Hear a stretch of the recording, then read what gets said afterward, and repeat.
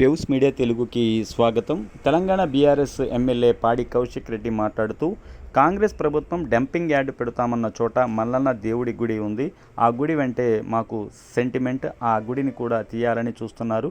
ఈ ఆదివారం రోజున జేఏసీ ఆధ్వర్యంలో మల్లన్న పట్నాలు వేస్తున్నామని, అప్పుడు ప్రభుత్వం నుండి ప్రకటన రాకపోతే ఈ 22న మా జేఏసీ ఆధ్వర్యంలో పెద్ద ఎత్తున పాదయాత్ర చేస్తామని పాడి కౌశిక్ రెడ్డి తెలియజేశారు. మేము ఆ ఏడైతే వీళ్ళు ఆ డంపింగ్ యార్డ్ని పెడతామని చెప్పిర్రు, ఆ డంపింగ్ యార్డ్ దగ్గర మా మల్లన్న దేవుడు అక్కడ ఎన్నో సంవత్సరాల నుంచి, వందల సంవత్సరాల నుంచి ఆడ మాకు మల్లన్న దేవుడు టెంపుల్ ఉన్నది.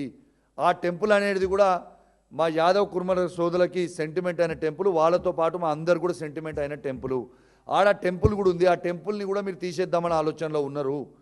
ఆడ టెంపుల్ ఏదో మేము కొత్తగా పెట్టింది కాదు, అక్కడక్కడనే మల్లన్నతో పాటు ఆడ శివుని లింగం వెలిసింది, ఎన్నో సంవత్సరాల క్రితం నుంచి ఉంది. ఖచ్చితంగా ఈ ఆదివారం రోజు పార్టీలకి అతీతంగా జేఏసీ ఆధ్వర్యంలో ఇలా మేము ఆడ మల్లన్న పట్నాలు వేస్తున్నాం. దయచేసి మీడియా మిత్రులు కూడా అందరు రావాలి. ఆడ వచ్చి మొత్తం కూడా చూడండి, మేము చెప్పింది అబద్ధమైందా నిజమా అబద్ధం అనేది మీరే చూడండి.